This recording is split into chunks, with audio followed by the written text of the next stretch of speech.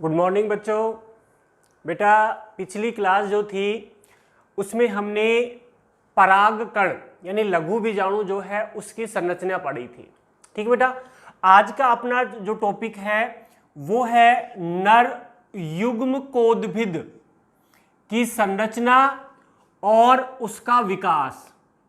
कि नर युग्मकोद्भिद जो है उसकी संरचना कैसे होती है और कैसे उसका विकास होता है। ठीक है बेटा, अब देखिए बेटा, लघु बीजाणु और लघु बीजाणु जो है इसको कहा जाता है परागकण। लघु बीजाणु बोल सकते हैं या इसको हम बोल सकते हैं परागकण। तो लघु बीजाणु या परागकण जो है ये नर युग्मकोद्भिद की प्रथम कोशिका होती है। नर युग्मकोद्भिद जो है उसकी प्रथम कोशिका कौन सी होती है बेटा? लघु बीजाणु यानी परागकण। प्रथम कोशिका का मतलब ये हुआ कि नर युग्मकोद्भिद का जो निर्माण है वो लघु बीजाणु यानी परागकण के द्वारा होता है। इसलिए नर युग्मकोद्भिद की प्रथम कोशिका होती है लघु बीजाणु। ठीक है बेटा, अब लघु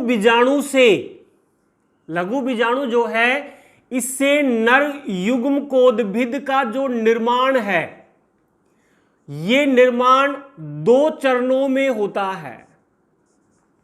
नर युग्मकोद्भिद का जो निर्माण हो रहा है वो किससे होगा बेटा? लघु बीजाणु से होगा। और लघु बीजाणु से नर युग्मकोद्भिद का निर्माण कितने चरणों में होगा बेटा? दो चरणों में होगा। हमें वो दो चरण पढ़ने हैं जिन चरणों के द्वारा लघु बीजाणु किसमें परिवर्तित हो जाता है? नर युग्मकोद्भिद में परिवर्तित हो जाता है। ठीक है बेटा, दो चरण पढ़ेंगे जिसमें हम सबसे पहला चरण लेते हैं कि लघु बीजाणु के द्वारा नर युग्मकोद्भिद कैसे बनता है। इसके दो चरण हैं जिसमें हम पहला चरण लेंगे प्रथम चरण। इसको बोला जाएगा प्रथम चरण। देखिए बेटा, प्रथम चरण में क्या होता है कि प्रथम चरण जो है ये उस समय शुरू होता है जब परागकण परागकोश में स्थित होता है। जब परागकण कहां है? परागकोश में ही है। जैसे मान लो ये अपना पुंकेसर है और ये इसका परागकोश, और परागकण अभी कहां है? परागकोश के अंदर ही है, यानी परागकोश का स्फुटन नहीं हुआ है। उससे पहले ही प्रथम चरण शुरू हो जाता है। तो प्रथम चरण कब होता है? जब परागकण परागकोश के अंदर ही स्थित होता है। या मैं सीधे से ये कहूं कि प्रथम चरण जो है ये परागण से पहले संपन्न होता है। प्रथम चरण कब संपन्न होता है? परागण से पहले संपन्न होता है। एक लाइन, प्रथम चरण कब संपन्न होगा? परागण से पहले।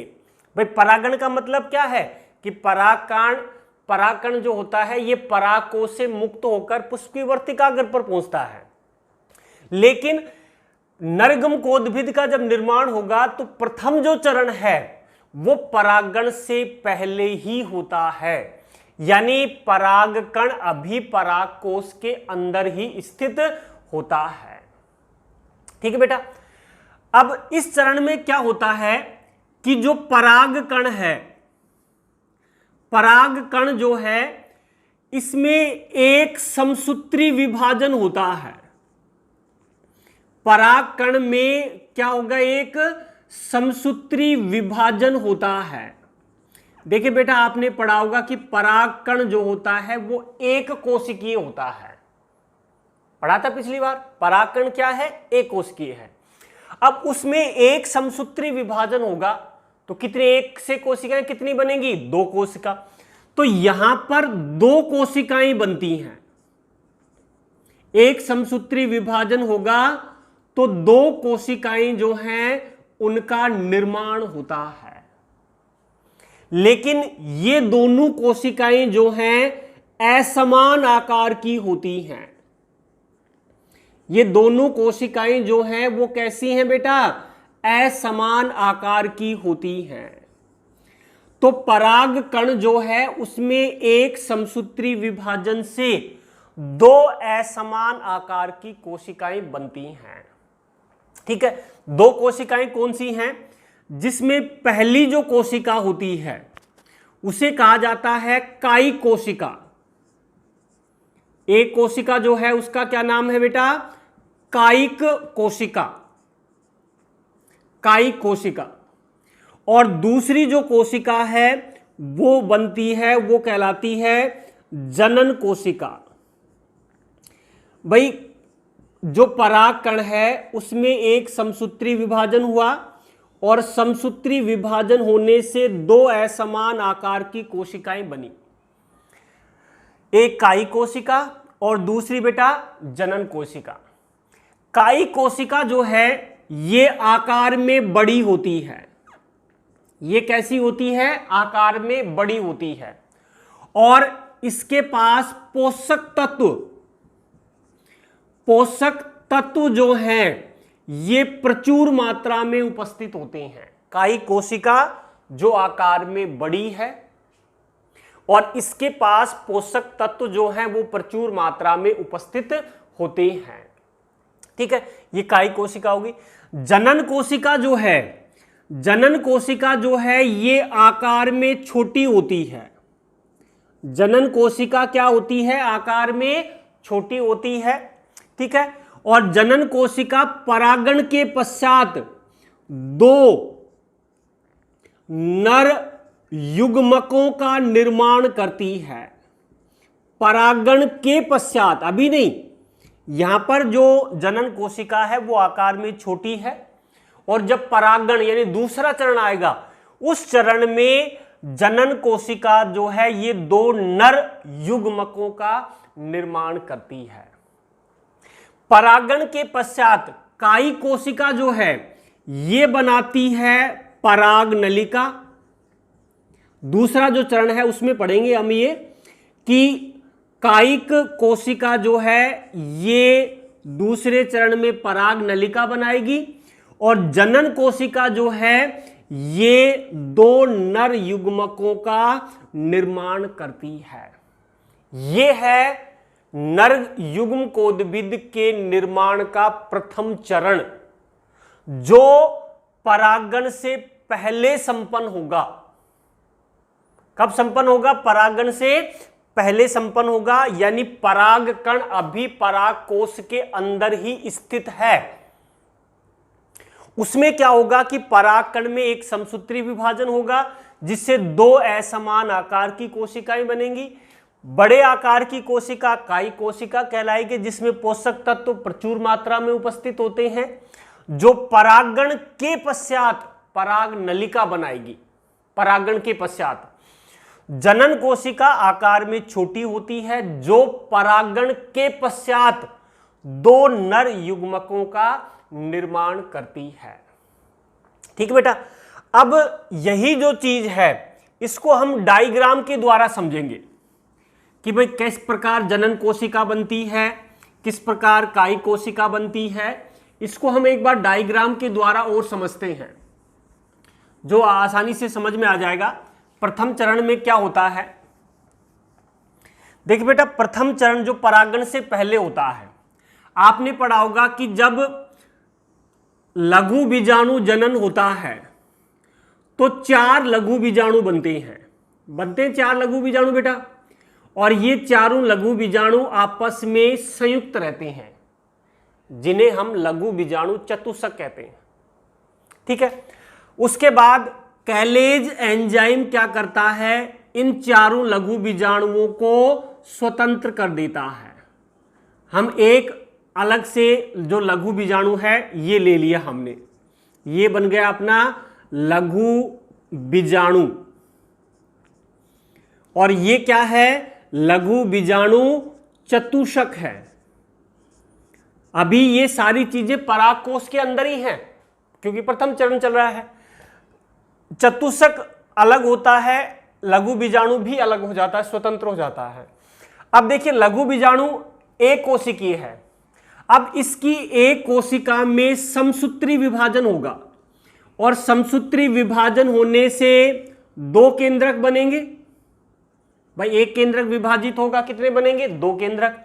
दोनों केंद्रकों के मध्य कोशिका भित्ति बन जाएगी, जिससे जो परागकण है वो दो कोशिकीय अवस्था में आ जाएगा। परागकण कौन सी अवस्था में आ गया? दो कोशिकीय अवस्था में। और ये दोनों कोशिकाएं असमान आकार की हैं। एक बड़े आकार की कोशिका है और एक क्या है? छोटे आकार की। बड़े आकार की कोशिका को हमने क्या नाम दिया बेटा? कायिक कोशिका नाम दिया इसको, जिसमें पोषक पदार्थ प्रचुर मात्रा में स्थित है। छोटे आकार की जो कोशिका है इसको हमने क्या नाम दिया बेटा? जनन कोशिका नाम दिया। यानी प्रथम चरण में क्या हुआ? प्रथम चरण में लघु बीजाणु में एक समसूत्री विभाजन हुआ, दो असमान आकार की कोशिकाएं बनी।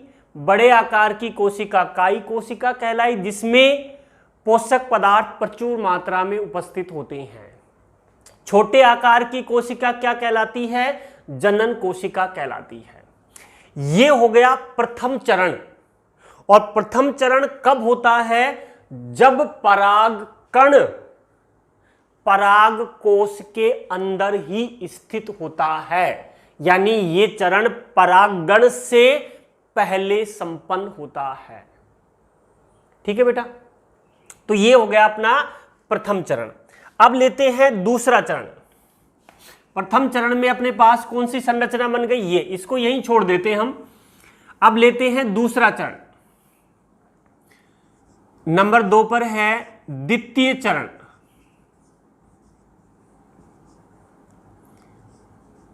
द्वितीय चरण, दूसरा चरण। अब देखिए बेटा, दूसरा जो चरण होता है ये परागण के पश्चात, परागण के पश्चात होता है। परागण के पश्चात, वो क्या था? पहला चरण परागण से पहले संपन्न होता है, और यह संपन्न होता है परागण के पश्चात संपन्न होता है।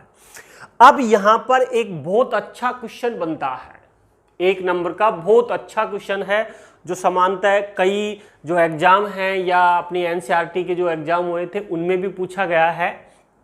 क्या है क्वेश्चन? समझना एक बार। परागण के समय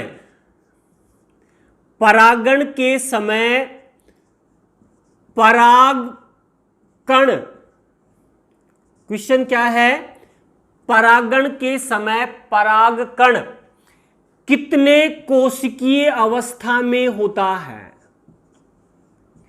परागण के समय परागकण कितने कोशिकीय अवस्था में होता है? देखो, पहला चरण में परागण से पहले संपन्न हुआ। एक कोशिका से कितनी कोशिकाएं बन गई थी? क्योंकि परागकण एक कोशिकीय है। पहला चरण पूर्ण हुआ तो 2 कोशिकीय अवस्था। अब 2 कोशिकीय अवस्था के बाद द्वितीय चरण शुरू होगा, और द्वितीय चरण कब शुरू होता है? परागण के पश्चात, यानी परागण होगा उस समय। तो परागण के समय परागकण कितनी कोशिकीय अवस्था में होता है? तो कितनी कोशिकीय अवस्था में है? द्विकोशिकीय अवस्था में। समझ में आया बेटा? तो बहुत अच्छा क्वेश्चन है कि परागण के समय परागकण कितने कोशिकीय अवस्था में होता है। आंसर क्या रहेगा? द्विकोशिकीय अवस्था में। ठीक है बेटा, तो ये तो हो गया, एक क्वेश्चन हो गया अपना। अब अगला जो है कि भाई द्वितीय चरण में क्या होगा? द्वितीय चरण परागण के पश्चात होगा। परागण के पश्चात का मतलब क्या हो गया कि परागकण जो है ये कहां पहुंच चुका है? वृत्तिकाग्र पर पहुंच चुका है। भाई परागण का मतलब क्या हुआ? कि परागकण परागकोश से मुक्त होकर पुष्प की वृत्तिकाग्र पर पहुंचते हैं। तो परागकण अब पुष्प की वर्तिकाग्र पर पहुंच चुका है। अब शुरू होगा इसमें द्वितीय चरण। द्वितीय चरण में क्या होगा? द्वितीय चरण में जो कायी कोशिका है, द्वितीय चरण में जो कायी कोशिका है, भाई बड़े वाली कोशिका कौन सी थी? कायी कोशिका। ये कायी कोशिका हो गया, और ये मान लो अपने क्या कर दिया हमने, परागकण का ये बाह्य स्तर होता है जो मोटा और खुरदरा होता है, ये मोटा और खुरदरा बाह्य आवरण हो गया इसका। अब क्या होगा? कायी कोशिका जो है ये एक नलिका का निर्माण करती है, और वो नलिका जनन छिद्र से होते हुए, जनन छिद्र पढ़ाया था बेटा, जहां पर जो स्पोरोपोलेनिन अनुपस्थित होता है, ये कायी कोशिका अब एक नलिका का निर्माण करेगी, और वो नलिका जनन छिद्र से होते हुए परागकण से बाहर आती है। द्वितीय चरण में क्या होगा? कायी कोशिका जो है ये एक नलिका का निर्माण करती है, और ये नलिका जो है जनन छिद्र से परागकण के बाहर आती है, और इस नलिका को कहा जाता है पराग नलिका कहा जाता है। ये कहलाती क्या बेटा? पराग नलिका कहलाती है। ठीक है, पहला काम तो ये हुआ कि कायी कोशिका ने किसका निर्माण किया? पराग नलिका का निर्माण किया। ठीक है, उसके बाद क्या होगा कि अब जनन कोशिका, अब ये जो जनन कोशिका है इसका केंद्रक विभाजित होगा। कायी कोशिका का नहीं, जनन कोशिका का केंद्रक समसूत्री विभाजन द्वारा विभाजित होगा और दो केंद्रकों का निर्माण करता है। किनका निर्माण करेगा? दो केंद्रक, और इन्हें कहा जाता है नर युग्मक। इन्हें क्या कहेंगे? नर युग्मक, या इसे कह सकते हैं नर केंद्रक। इसे क्या कहा जाएगा? नर केंद्रक। कायी कोशिका ने तो क्या बनाई? पराग नलिका, और जनन कोशिका ने क्या बनाए? नर युग्मक बनाए। अब क्या होगा? ये कोशिका भित्ति जो बनी थी, ये कोशिका भित्ति धीरे धीरे क्या हो जाएगी? हासित हो जाएगी। अब अगले डायग्राम में देखिए, ये हो गया अपना,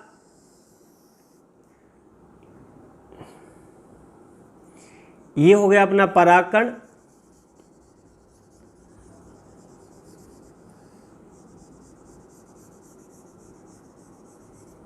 ठीक है बेटा, और ये पराग नलिका बन रही है, और पराग नलिका धीरे धीरे बड़ी होती जाएगी, बड़ी होती जाएगी।